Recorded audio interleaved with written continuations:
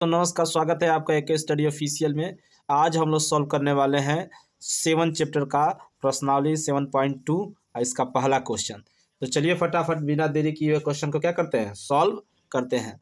तो देखते हैं पहले क्वेश्चन क्या कह रहा है, इसको अच्छे से समझेंगे, उसके बाद इसको क्या करेंगे, सॉल्व करेंगे। उस बिंदु के निर्देशांक ज्ञात कीजिए जो बिंदुओं -1, 7 और 4, -3 को मिलाने वाले रेखाखंड को 2:3 के अनुपात में विभाजित करता है। तो इसको समझेंगे हम लोग, उसके बाद इसको क्या करेंगे, लगाएंगे। तो हमने क्वेश्चन पहले से यहाँ पर उतार दिया है। अब चलिए फिगर के माध्यम से इसको क्या करते हैं, समझते हैं। मान लीजिए कि ये ए दे दिया, यहाँ पर दे दिया बी। ए का निर्देशांक दिया है -1, 7 और बी का दिया है 4, -3। ये हो गया दो बिंदु। कह रहा है इस रेखा को मिलाने वाला अगर कोई बिंदु यहाँ पर मान लीजिए पी है, तो इसका निर्देशांक हमको ज्ञात करना है। तो ये दोनों को अनुपात में बांटता है, तो एक को 2 में बांटता है, यहाँ इधर 3 में बांटता है। समझ गए। तो इसको कैसे हम लोग सॉल्व करेंगे, लिखेंगे। दिया है ए का मतलब 7, वो भी -1, 7। तो यहाँ पर लिख देंगे x1 बराबर -1 और y1 बराबर 7। बी का दिया है 4, -3, यानी x2 बराबर 4 और y2 बराबर -3।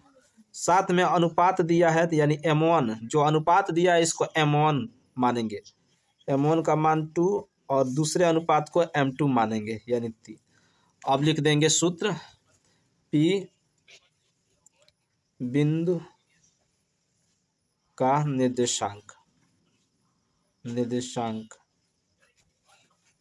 ये हो जाता है। इसको, इस फार्मूला को याद करना जरूरी है।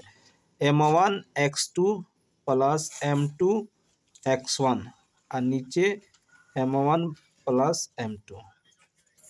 फिर यहाँ पर m1 y2 plus m2 y1 और फिर नीचे m1 प्लस m2। देखिए, इसको याद करने का सबसे आसान तरीका ये होता है कि जहाँ m1 रखे उससे पहले x2 रखे, फिर जब m2 रखे तो x1 रखे। उसी प्रकार इधर भी बीच में कामा लगाए, फिर m1 y2 फिर m2 y1 नीचे m1 प्लस m2 मान रखेंगे। इसको सीधा सीधा देखिए, m1 का मान कितना दिया है, तो m1 का मान 2 है, तो 2। x2 का मान कितना दिया, x2 का मान -3,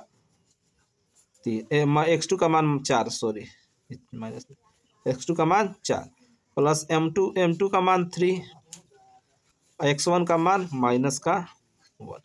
नीचे जोड़ देंगे 2 + 3।